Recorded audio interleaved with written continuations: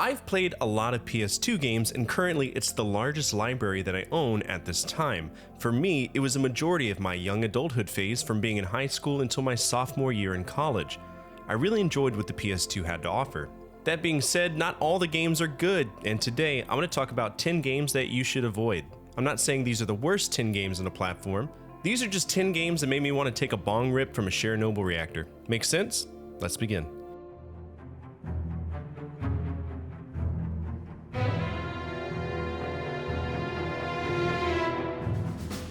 I have never been so disappointed as I was with 24 the game.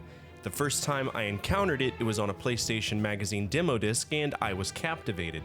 At the time, it was the show that me and my dad watched together, so being able to play as Jack Bauer was a dope idea, and I was excited to play it. Until I did, and I quickly realized that this was a mistake. When you're controlling a person, it's the equivalent of Sam Kinison yelling in your ear nonstop for a true 24-hour period. When you're driving, it's like you're trying to drive and a person keeps slapping their nuts across your forehead. And the enemy AI, they never miss. So you'll die so many times that you just want to walk outside and look at the moon and say, God, I wish I was up there. It's a bad game, and it adds in some weird Siphon filter-esque mini-games that just really don't play any role other than padding. If you want a really bad adaptation of a quality television show, then play 24 the game. If you're brave enough to tolerate it, you'll find it contains elements of the second and third season when there's an attack on the vice president, and I would suggest you watch the show because it just makes more sense than this game.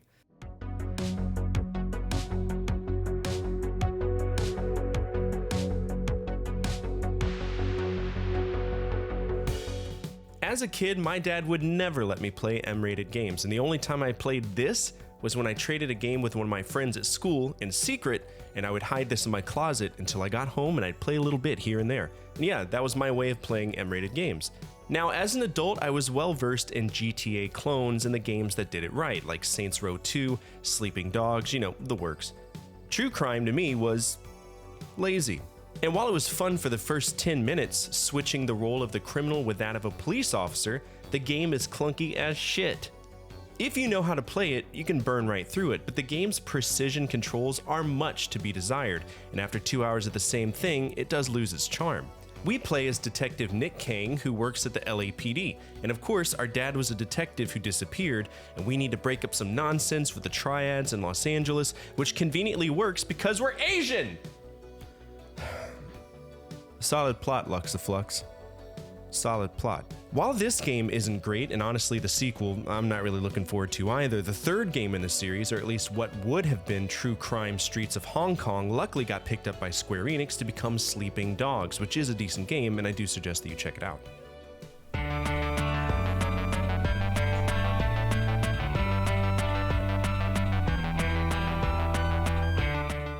When I played this, it was a specific request from a viewer, and I'll be honest with you, I wasn't a Nickelodeon kid. I saw like one episode of Are You Afraid of the Dark, and I never turned it back to Nickelodeon ever again, even though I thought Summer Sanders was an absolute 10. True story. Jimmy Neutron at some point, I'm assuming the late 90s, was manifested to the world, a white kid with insane hair that is supplemented by his epic IQ. It was a show you could watch as a kid and enjoy, and it wasn't bad from what I've heard, I've never seen it, but the game that it generated, Jimmy Neutron Boy Genius, was a product of all but stealing the idea of games that predated it, namely any game that broke levels into hub worlds and included mini-games to get key items. It was a collectathon through and through, and no, it wasn't fun. In fact, it was quite unfun. The most recent game for this franchise was Attack of the Twonkies in 2004, and of course it was made by THQ because all licensed bullshit is made by THQ. For those of you who don't know, THQ was made by the same guy who created LJN. I guess he never learned his mistake in the 80s and 90s. He kept that mistake going on until the early 2000s.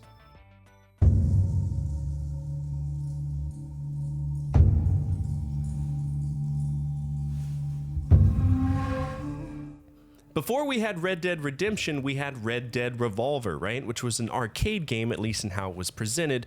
So what would we do if we wanted a game like Red Dead Redemption on the PS2? Well, you'd pop in Gun. We play as Colton White, who saves his dad Ned from a grizzly bear who we shoot, and we have to sell the meat, so we get on a riverboat to travel to town, and out of nowhere a killer preacher named Josiah Reed pops up and attacks the boat and sinks it for the sole purpose of finding a cross, which is magical, and we're told to meet a prostitute named Jenny. This game has a very Western plot. I guess it fits the bill, and while it's cool in the first hour, it gets rather convoluted and boring as time goes on. There's tons of little mini-games that tie into the main plot, and there's tons of backtracking, and the combat is atrocious. Some people enjoy it, and for those that do, good on you. I found that it overstayed its welcome about 50% longer than it needed to.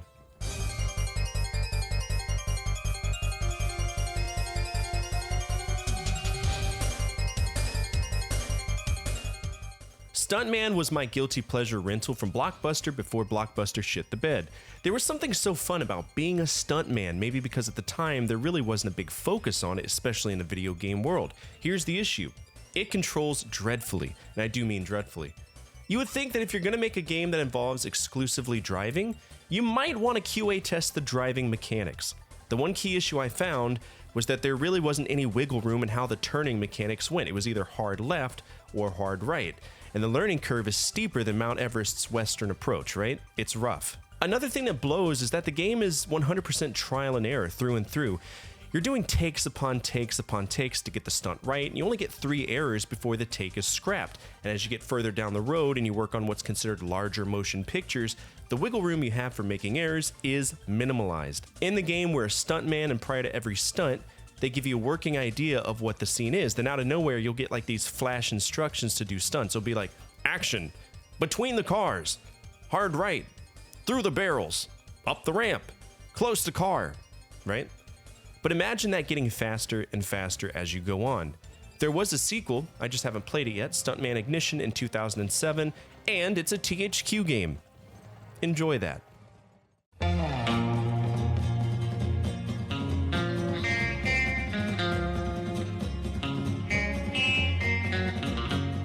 If you're like me, Red Dead Redemption as a series is the pinnacle of what Rockstar can do when it comes to paying attention to story. It's a solid series, and it's 100% worth checking out. Red Dead Redemption 2 to me was a masterpiece. But the first game in the franchise is anything but that. Now previously in Gun, I talked about Red Dead Revolver and how it's presented as an arcade game, well at least in the style of gameplay, and it is. You have individual missions. There isn't any open world aspects, it's just level upon level of bullshit, and eventually you beat it. Now what's cool about it, if there ever was anything cool to mention, is that you play a variety of players. Red Harlow, Annie Stokes, Shadow Wolf, Buffalo Soldier, Javier Diego, and Jack Swift, each with their own abilities and signature weapons. But even with those unique aspects, the only cool thing to me was the Red Dead meter, which obviously carried over to the refreshed franchise. Revolver itself is just a chore, and I do suggest you avoid playing it. You will be disappointed.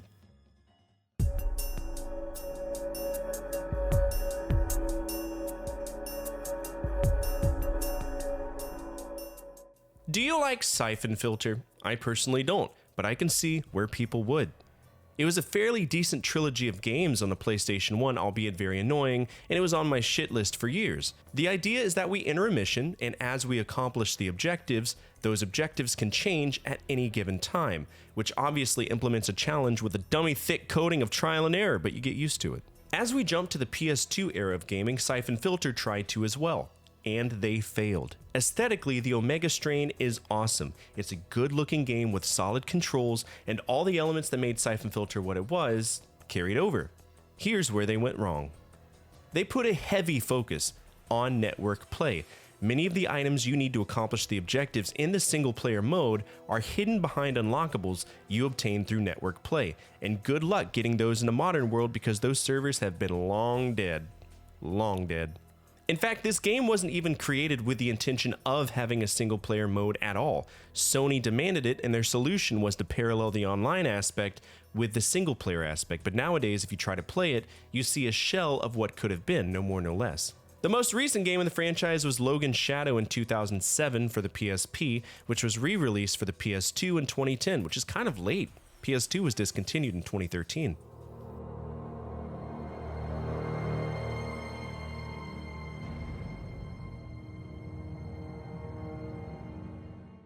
There will always be games that rely on the buzz of what we will likely never become. In the 80s, it was spacemen and police officers. 90s, bounty hunters and ninjas. 2000s, hitmen and assassins. And sprinkled among all of these decades were the illustrious special forces. I mean, I joined the military and even was kind of jealous of those guys for the quality of life that they had and the prestige that they carried. But when I played Socom, I immediately dumped that jealousy. Socom is a neat concept, executed fucking horribly. It maintains some of the stupidest, unaware AI I have ever had the misfortune of controlling, and in missions where you need to meticulously approach people with stealth and common sense, an overzealous, unaware, and borderline uncontrollable team AI is the bane of your existence. In addition to that, the enemy's hit scan, which is one of the most egregious and annoying styles of enemy combat that have ever been shit out by humanity. If they see you, they kill you.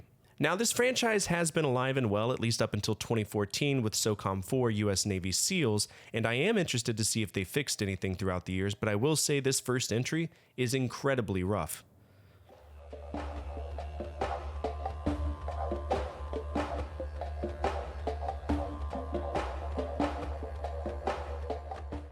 I'll be brutally honest with you, Cabela's panders to a very niche demographic, and that is beer-wielding, gun-toting, all-American, red-blooded, Ford-driving country boys, and it's been that way since 1998 with Cabela's Big Game Hunter. Now, this is an offshoot of the original, and as would be expected, we're shooting big game in Africa, like elephants, rhinoceros, things that just stand there and let you shoot them. We're like, oh hell yeah, brother, I got myself a 50-point elephant the other day. That bitch's nose was longer than a walrus in heat, I tell you what. When that little fucker fell down, it was like the rapture of God shook through my boots. Took about 40 minutes to get in the truck. Now it's hanging in my bathroom so I can feel self-conscious about my diddle stick. Wife left me, kids won't talk to me anymore, and I spent my life savings on going on that safari. I think I have malaria. I'm not doing so good, but at least I got myself an elephant. The only reason to ever check out Cabela games is if you're really into hunting, and even if you do check it out, try to stick to the main line of games. The side series tend to be exceptionally underperforming.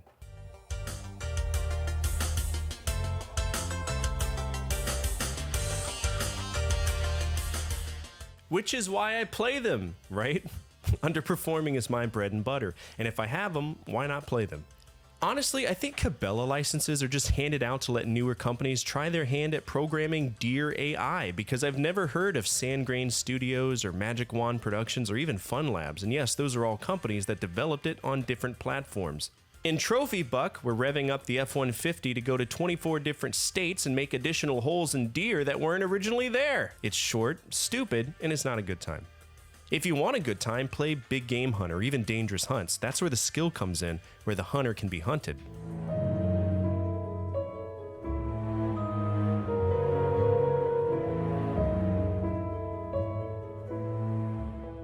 Our last game today is the Chamber of Secrets, and yes, I'm sure many of you have your opinions on J.K. Rowling, and yes, I have friends in the LGBTQIA community, but at no point in my life will I refuse to play a game based on how it made people feel.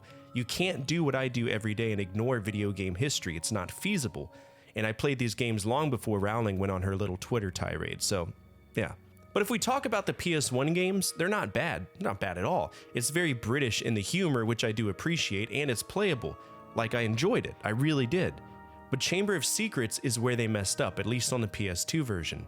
What I enjoyed about the PS1 entries is that they paralleled the films quite effectively, but the PS2 versions of the first two games, they're a totally different beast.